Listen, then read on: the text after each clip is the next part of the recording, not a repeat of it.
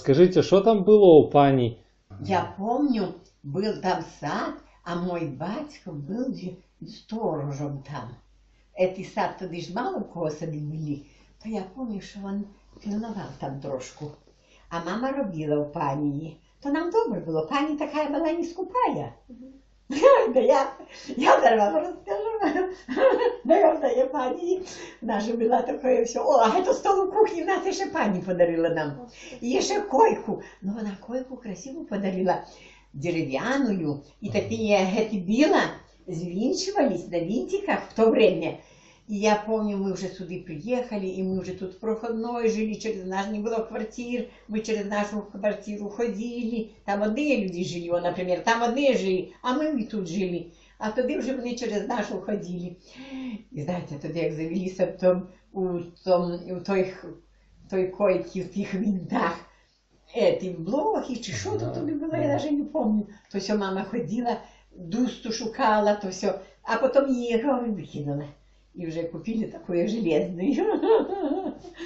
Ну, пани была добрая. А я вам не рассказывала, как она ездила, а потом уже война кончилась, и она приехала.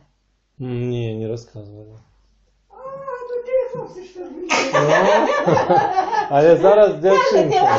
Іди сюди. Хочеш далі поговорити? Ну то як же ж ти? Ну садись. А наші сьогодні приїхали. То пошли нам приїхали. Ага. Ну, то я їм питаю, я розказую про ту Марильку, що ми жили у пані. То я розказувала, що ми благо жили, бо в її служили, але вона пані була добра така. Мама хліб пекла, хай коліно пече хліб, тоді вона буханочку нам дає. Ну, так було добре. А що було у пані там, кроме дома? Якийсь ще коровник? Я этого не помню. А парк был свой там, в плане, какие деревья, аллеи? Да, там липовые аллеи были. Это, ну, там такие не парк был, но знаете, там такие деревья, как у нас тут великие. И были, я помню, липовые аллеи. Вот я все собираюсь за своей подруги, так и не знаю, какие там места были.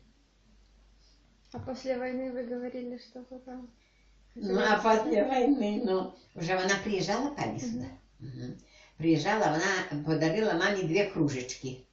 Нате, Мария, вам на память, поминайте, 2 кружечки дала. И дала нам еще такий чугун.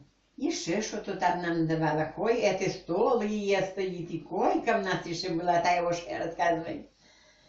А я ходила в ту кухню, а кухня большая была. Ну и кто ж там рабочие обедали, наверное, кто там. А дом простенький такой был? Не, вот такие вот, похожи на это. Тоже кирпичный? Да, большой, окна большие, все. Так все было. Орехове тих волоскових було кругом. Цветовой, там красиво было. Но я уже этого не помню точно. А пани была замужняя? Ну, наверное, замужняя. Но пана я не помню вообще. Но пан, казали, где-то в Рожаной еще в них была земля. Может, вон там был. Не знаю, вот этого я не скажу.